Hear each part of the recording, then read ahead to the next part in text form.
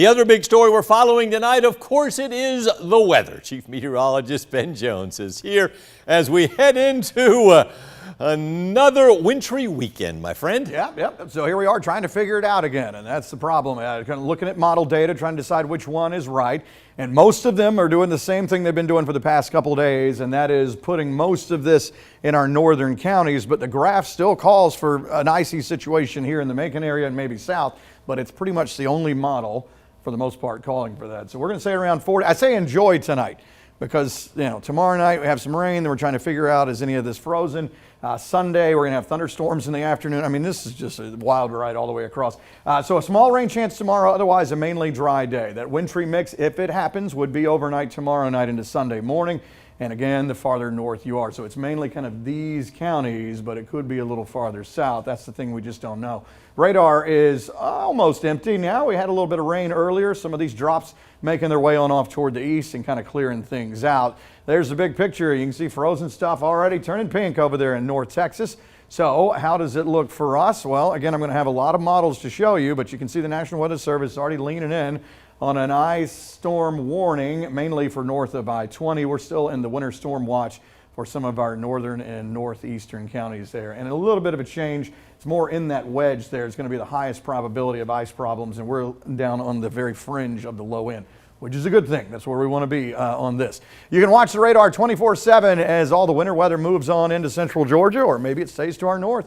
Just scan the QR code on that screen, download 13 WMAZ Plus on your TV. That way you can keep up with everything you need to know. Let's get going on a future view up in a few. Be proactive and be prepared, because what you do now is going to determine the situation that you find yourself in later.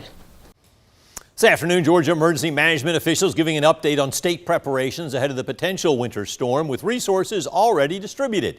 GDOT and road crews are expected to start brining roads in North Georgia tonight. Officials are urging drivers to stay off the roads if possible and prepare your family and home before any weather rolls in.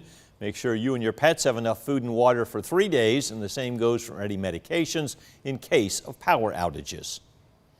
Shoppers are heading to the grocery stores, stocking up for whatever happens this weekend.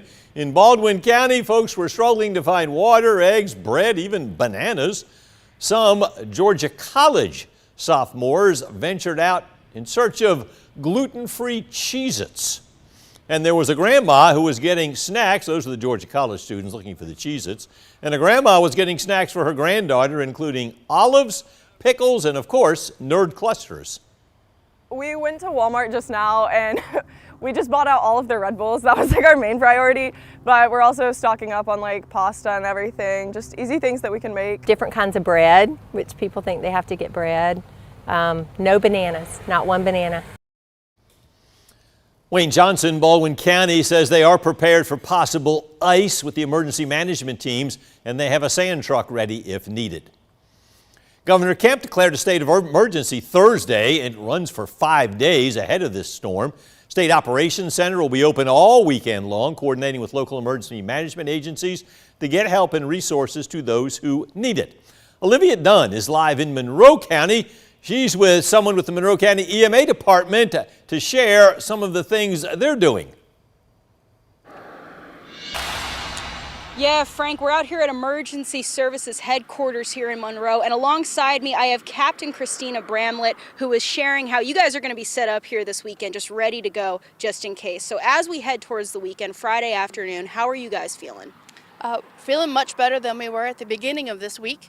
It looks like a lot of the heavy weather is trending north, but we're not out of the woods yet, so we want everybody to be as prepared as possible should that wedge of weather move more into Monroe than what they're calling for. Absolutely. I know a lot of this is uncertain, but as we kind of move towards the weekend, what are some of the preparations you guys are taking to get ahead of this storm? I know you were talking about some of your engines, some of the things that you're doing for your tires on your fire engines and your ambulances. Talk to me a bit about that. Well, we've got ice chains set to go should we have more ice than what they originally were calling for. We are backfilling a lot of our stations with additional manpower to have more people spread out throughout the county. And a lot of it has to do more with just public education and preparing our citizens for what they can do to help themselves the most. Absolutely. What's your final message to folks going into the weekend?